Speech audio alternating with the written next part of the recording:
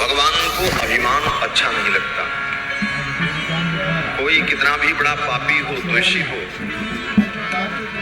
पतित हो, भगवान उसे पाप बना लेते हैं, उसे स्वीकार कर लेते हैं। लेकिन अहंकारी को, अभिमानी को भगवान स्वीकार नहीं करते। किसी भी प्रकार का अभिमान अगर आ गया तो भगवान उस अभिमान को नष्ट कर देते, भगवान उस अभिमान को मिटा देते। और जब जब किसी को भी अभिमान आया, चाहे वो भगवान का अंतरंग भक्त ही क्यों न हो, अगर उसके जीवन में अभिमान आता है तो भगवान उसके अभिमान को मिटा देते। श्री गरुण जी को अभिमान आया कि मैं बहुत तीव्रगामी हूँ, मैं बहुत तीव्र गति से चलता हूँ, मेरे जैसा गतिमान कोई नहीं। द्वारकापुरी में गरुण जी को बड़ा अभिमान कि मेरे जैसी गति तो किसी की नहीं। तो भगवान ने सोचा इनका भी अभिमान चूर होना चाहिए। एक दिन भगवान ने गरुण जी से कहा कि जाओ, मेरे भक्त हनुमान जी हैं, त्रेता युग के मेरे भक्त हैं, उनको बुला करके लाओ, मैं उनसे मिलना चाहता हूं। गरुण जी ने कहा वो कहां मिलेंगे? वे गंधमादन पर्वत पर मिलेंगे। गरुण जी महाराज गंधमादन पर्वत पहुंचे और हनुमान जी से कहा कि आपको हमारे भगवान द्वारकाधीश ने बुलाया है, आप चलें। तो हनुमान जी ने कहा हम एक ही भगवान को जानते हैं, हमारे भगवान तो श्री राम जी हैं और हम कहीं नहीं जाते किसी के पास। ये सब भगवान की ही लीला थी, गरुण जी के अभिमान को चूर करना। हनुमान जी ने कहा हम तो एक भगवान को जानते हैं, राम जी को, बाकी हम किसी को नहीं जानते। गरुण जी ने कहा नहीं, प्रभु की आज्ञा भई है कि आपको लेकर के आना। हनुमान जी ने कहा आप जाओ, हमारा समय बर्बाद मत करो, मुझे भजन करने दो। हनुमान जी महाराज भगवान का कीर्तन करने लगे। गरुण जी ने कहा नहीं, आपको चलना पड़ेगा। हनुमान जी ने कहा जाओ, मैं कहता हूं। गरुण जी ने कहा कि अगर आप नहीं चलोगे तो मैं आपको बलपूर्वक ले चलूंगा। इतना कहना था कि श्री हनुमान जी महाराज ने गरुण जी को ऐसे पकड़ा जैसे कोई व्यक्ति किसी चिड़िया को पकड़ ले। उसी प्रकार हनुमान जी ने गरुण जी को पकड़ा और उठा करके ऐसे फेंक दिया पश्चिम दिशा की ओर। गरुण जी महाराज उलटते पलटते आकर के द्वारका के समुद्र में गिरे धड़ाम से। गरुण जी महाराज के सारे पंख भीज गए। गरुण जी महाराज भगवान के पास पहुंचे, बोले महाराज किस भक्त के पास भेजा था? वो भक्त है कि राक्षस है? बोले क्यों? बोले इस प्रकार से मुझे उठा करके फेंक दिया। बोले तुम गरुण इतने गतिमान, इतने वीर, और तुम्हें एक वानर ने फेंक दिया? बोले प्रभु कुछ भी हो, वो वानर तो बड़ा अशिष्ट है। हनुमान जी ने, भगवान ने कहा कुछ भी हो, मेरे उस भक्त को लेकर के तुम नहीं आए। बोले वो कहता है कि हम किसी भगवान को जानते नहीं। तो भगवान ने कहा गलती तुम्हारी है, तुम्हें कहना चाहिए था कि त्रेता में अयोध्यानाथ भगवान जो रघुनाथ जी हैं वही इस समय द्वापर युग में द्वारकाधीश बनकर के विराजमान हैं और उन्होंने आपको याद किया है। इस प्रकार आप कहते तो हनुमान जी आ जाते। गरुण जी ने कहा हाँ ये तो गलती हो गई। भगवान ने कहा फिर जाओ। लेकिन अब दोबारा गरुण जी की हिम्मत न हो आने की, लेकिन भगवान की आज्ञा हुई तो गरुण जी को आना पड़ा। श्री गरुण जी महाराज आए और फिर हनुमान जी से कहा। हनुमान जी ने कहा अयोध्यानाथ भगवान ही द्वारकानाथ के रूप में विराजमान है। गरुण जी ने कहा हाँ। बोले तो ठीक है हम चलेंगे। तो गरुण जी ने कहा कि आप चलोगे विलंब होगा, आप मेरे पीठ पर बैठो, मैं आपको जल्दी से ले चलता हूं। हनुमान जी ने कहा मैं चलूंगा, आप चिंता मत करो। अब गरुण जी को लगता है कि मुझसे ज्यादा वेग इनका नहीं हो सकता, लेकिन हनुमान जी का वेग तो मनोजवम मारुत तुल्य वेगम। मनोजवम, मन के समान जिनका वेग हो उनका नाम मनोजव। हनुमान जी का एक नाम है मनोजव। मनोजव माने मन के समान जिनका वेग हो। मनोजवम मारुत तुल्य वेगम जितेंद्रियम बुद्धिमताम वरिष्ठम। हनुमान जी महाराज ने कहा आप चलो, हम आपसे पहले पहुंच जाएंगे। गरुण जी नहीं माने, फिर जिद करने लगे। तो हनुमान जी महाराज ने गरुण जी को पकड़ा और पकड़ करके अपनी कांख में दबाया और लेकर के चल पड़े। अब गरुण जी उसी में ची ची ची करते रहे और हनुमान जी महाराज लेकर के पहुंचे द्वारका में। तो भगवान ने सोचा गरुण का तो मान मर्दन हो गया, अब सुदर्शन का मान मर्दन बचा है। भगवान के चक्रराज सुदर्शन को भी बड़ा गर्व था कि मेरे जैसा तेज किसी के अंदर नहीं, मैं तेजस्वी हूं, अपने तेज के द्वारा संपूर्ण सृष्टि को दग्ध करने का सामर्थ्य हमारे अंदर है। तो भगवान ने सुदर्शन चक्र से कहा द्वार पर खड़े हो जाओ और कोई भी व्यक्ति भीतर आवे तो बिना अनुमति के आने मत देना। गरुड़ जी महाराज जाओ, सुदर्शन जी महाराज जाकर के द्वार पर खड़े हो गए। हनुमान जी आए, बोले मुझे भीतर जाना है, भगवान का दर्शन करना है। सुदर्शन जी ने कहा अनुमति नहीं है। हनुमान जी ने कहा आप कौन हो? तो वो सुदर्शन जी ने कहा कि हम भगवान के द्वारपाल हैं। बोले तुम कब से द्वारपाल बन गए? बोले हम सनातन द्वारपाल हैं भगवान के। हनुमान जी ने कहा राम जी के दरबार के द्वारपाल तो हम हैं, राम द्वारे तुम रखवारे, होत ना आज्ञा बिन पैसा नहीं। असली द्वारपाल तो हम हैं, तुम कहां से आ गए?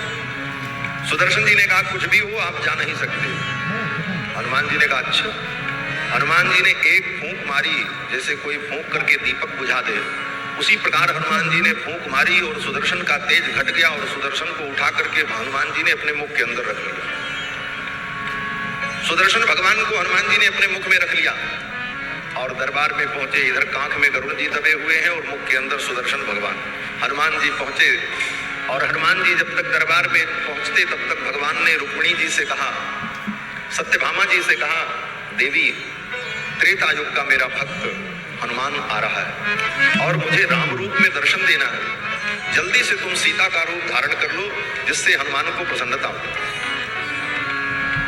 सुबह को सत्यभामा जी ने अपने महल में जाकर वाल्मीकि रामायण लेकर के बैठ गई और सीता जी के चरित्र को पढ़ने लगी। सीता जी कैसी थी, उनका रूप कैसा था, फिर वैसा वैसा श्रृंगार करने का प्रयास करने लगी। पूरी रामायण पढ़ करके घंटों तक प्रयास किया सत्यभामा जी ने, लेकिन सीता जी की नकल नहीं कर पाई। अंत में भगवान ने देखा, बोले देर हो रही है, हनुमान दूसरी ड्योढ़ी तक आ चुके हैं, जल्दी चलो। सत्यभामा जी ने कहा अभी मैं तैयार नहीं हो पाई। आकर के भगवान ने देखा, भगवान ने कहा देवी आप सीता जी जैसी नहीं लगती हो, आपके अंदर सीता के एक भी गुण नहीं दिखाई पड़ रहे। तब तक उधर से रुक्मिणी जी आ गई और भगवान ने कहा रुक्मिणी मेरे हनुमान आ रहे हैं। रुक्मिणी ने कहा हनुमान आ रहे हैं? बोले हाँ। बोले चलो चलो, रुक्मिणी ही तो साक्षात भगवती सीता है। राघवत्वे भवत सीता रुक्मिणी कृष्ण जन्मनी अन्ये स्ववतारेषु विष्णुरेशान पाई। जिस प्रकार भगवती सीता का जन्म जनकपुर में हुआ और जनकपुर धाम है जानकी जी का, उसी प्रकार ये अमरावती रुक्मिणी की पावन जन्मभूमि है। आप तो समझो जनकपुर में बैठे,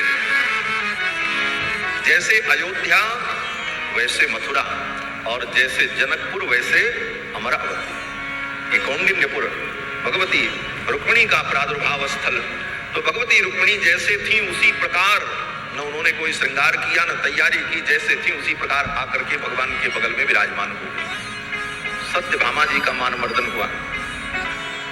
अब भगवान के द्वार पर जब हनुमान जी पहुंचे तो हनुमान जी ने भगवान को साष्टांग प्रणाम किया। तो भगवान ने पूछा हनुमान द्वार पर तुम्हें कोई मिला नहीं और तुम्हें कोई लेने नहीं गया? हनुमान जी ने कहा महाराज ये आपने जब से द्वारकानाथ का रूप धारण किया तब से आपके जितने सेवक हैं ये सेवक भी अशिष्ट हो गए। भगवान ने कहा क्यों? बोले एक अशिष्ट सेवक तो ये है, निकाल करके बाहर किए। गरुड़ जी महाराज ने किसी प्रकार अपने पंखों को सीधा किया, सब टेढ़ा मेढ़ा हो गया था दबे दबे। गरुड़ जी महाराज ने अपने पंखों को सीधा किया, बोले द्वार पर कोई नहीं मिला। तब तक हनुमान जी ने इधर से मारी एक ठोकर तो लप से बाहर निकल करके सुदर्शन जी महाराज खड़े हो गए। पूरा शरीर सुदर्शन जी का भीजा। भगवान श्री कृष्ण मुस्कुराने लगे। भगवान श्री कृष्ण ने कहा जाओ सुदर्शन समुद्र स्नान करके आओ, पूरा शरीर तुम्हारा जूठा हो गया। इस प्रकार फिर सुदर्शन जी को भेजा। सुदर्शन जी गए स्नान करके आए, समुद्र स्नान। और गरुड़ जी महाराज का अभिमान चूर हुआ। द्वारिका के बड़े बड़े वीरों को बड़ा अभिमान कि मैंने सारी दुनिया जीत लिया। भगवान ने सोचा इसी बहाने इनका भी अभिमान चूर हो जाए। थोड़ी देर हनुमान जी का स्वागत सत्कार हुआ। फिर हनुमान जी ने कहा प्रभु ये लड्डू पेड़ा खाने से मेरा पेट नहीं भरेगा। तब हनुमान जी ने कहा हम तो बानर हैं, हम तो बगीचे में जाकर के अपने मन के अनुकूल फलों का सेवन करें, यही हमारा आहार है। तो भगवान भगवान ने कहा चले जाओ बगीचे में। द्वारकाधीश ने अपने बगीचे में हनुमान जी को भेज दिया, बोले जाओ जितना फल खाना खा। हनुमान जी महाराज पहुंचे, वहां जो सेवक लगे थे सुरक्षा में उनको पता नहीं था। हनुमान जी पहुंच गए और अपना फल खाना शुरू किया। कुछ वृक्षों को भी तोड़ डाला, क्योंकि हनुमान जी का तो स्वभाव। सेवकों ने मना किया, हनुमान जी नहीं माने। सेवक लोग लड़ाई करने आए, 2 4 10 20 को पटक करके उनके हाथ पैर हनुमान जी ने तोड़ डाले। जो बचे वो रोते चिल्लाते भगवान के पास पहुंचे। भगवान ने कहा वानर आ गया है और तुम लोग विश्व विजयी वीर और एक वानर से नहीं पाए, सेना लेकर के जाओ। सारी द्वारिका की सेना आ गई, लग गई महाराज युद्ध करने के लिए। हनुमान जी महाराज ने सबको परास्त कर दिया। और हनुमान जी किसी से लड़ाई नहीं करते, एक जगह बैठ करके हनुमान जी फल खाते। उनकी पूंछ सारा काम करती थी, पूंछ बढ़ जाती, किसी को पटक दे, किसी को बांध दे, किसी को उठा करके पेड़ पर फेंक दे, किसी को कहीं फेंक दे। हनुमान जी की पूंछ में ही तो सारा कमाल है। अब तो जितने वीर थे सबने कहा अरे इस बानर के पूंछ में ही सारी शक्ति है, इसकी पूंछ को अगर वश में कर लिया जाए तो ये बानर बस में हो जाएगा, तब इसे जीता जा सकता है। तो सबने कहा क्या करें? बोले सब लोग तैयारी करो और जब इस बार इसकी पूंछ बढ़े तो सब मिलकर के इसकी पूंछ को ही पकड़ लो। हनुमान जी ने कहा बहुत अच्छी बात है। हनुमान जी ने बढ़ाई पूंछ। अब जितने थे सब आकर के पूंछ को पकड़ने लगे। हनुमान जी ने और पूंछ बढ़ा दिया, जितने हो सब पकड़ लो। अब हनुमान जी की पूंछ लंबी चौड़ी बढ़ गई। जब सब ने पूंछ को पकड़ा और जोर लगाया तो हनुमान जी महाराज ने अपनी पूंछ को ऐसे उठा दिया ऊपर। अब सब अंगूर के गुच्छे जैसे लटक गए ऊपर। हनुमान जी ने कहा आप गिरावें सबको, एक बार हिला दें तो पटपट पटपट सब नीचे गिरते, सबका तो काम तमाम हो जाए। सब चिल्लाने लगे हनुमान जी महाराज रक्षा करो। बोले पूरा हनुमान चालीसा का पाठ करो तब नीचे उतारेंगे। फिर तो सबने पूरा हनुमान चालीसा का पाठ किया। तब हनुमान जी महाराज ने सबको नीचे उतारा। सब दौड़ करके आए भगवान के पास। बोले महाराज वो बानर बड़ा विलक्षण। फिर भगवान द्वारकाधीश स्वयं आए और द्वारकाधीश पधारे जब, तो हनुमान जी महाराज ने भगवान के चरणों में प्रणाम किया और द्वारकाधीश ने कहा हनुमान हमने तुमको बुलाया है मिलने के लिए, आओ चलो चलते हैं। हनुमान जी महाराज भगवान के साथ महल में चले आए।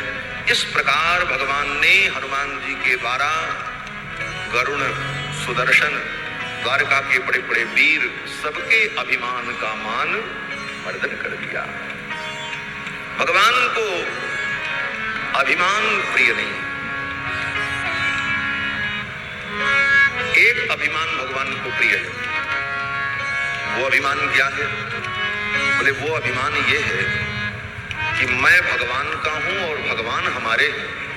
इस बात का अभिमान अगर हो तो भगवान को ये अभिमान अच्छा लगता है। अस अभिमानी जाई अनुभव रे, अस अभिमानी जाई जन भोरे, मैं सेवक रघुपति पति मोरे, मैं सेवक रघुपति पति मोरे, मैं सेवक रघुपति पति मोरे, मैं सेवक रघुपति पति मोरे, ऐसे अभिमानी जाई जन भोरे, ऐसे अभिमानी जाई जन भोरे, ऐसे अभिमानी जाई जन भोरे, ऐसे अभिमानी जाई। अस अभिमान जाई जन भोरे। ये अभिमान तो हमारे जीवन में होना ही चाहिए कि हम भगवान के हैं, भगवान हमारे, हम भगवान के दास हैं, भगवान मेरे स्वामी हैं। इस बात का अगर अभिमान है तो ये अभिमान भगवान को अच्छा लगता है। और दूसरा अभिमान, दूसरा एक अभिमान और है। उस अभिमान को हमारे यहाँ श्री संप्रदाय में आचार्याभिमान कहते हैं। आचार्याभिमान का मतलब अपने आचार्य पर, अपने गुरु पर शिष्य को अभिमान होना चाहिए। शिष्य को ये अभिमान हो कि मेरे गुरु इतने समर्थ हैं, मेरे गुरु इतने ज्ञानी हैं, मेरे गुरु भगवान के कृपा पात्र हैं, और हमारे अंदर भले कोई योग्यता न हो, लेकिन मेरे गुरुदेव इतने महान हैं कि उनकी कृपा से मेरा कल्याण हो जाएगा।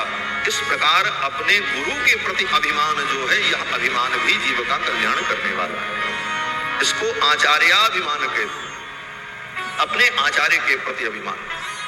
तो भगवान के प्रति अभिमान कि भगवान हमारे हैं, और अपने आचार्य के प्रति, अपने गुरु के प्रति अभिमान, ये दो अभिमान जीव का कल्याण करने वाला है। इसके अलावा किसी भी प्रकार का अगर कोई अभिमान है तो वो अभिमान भगवान को अच्छा नहीं लगता।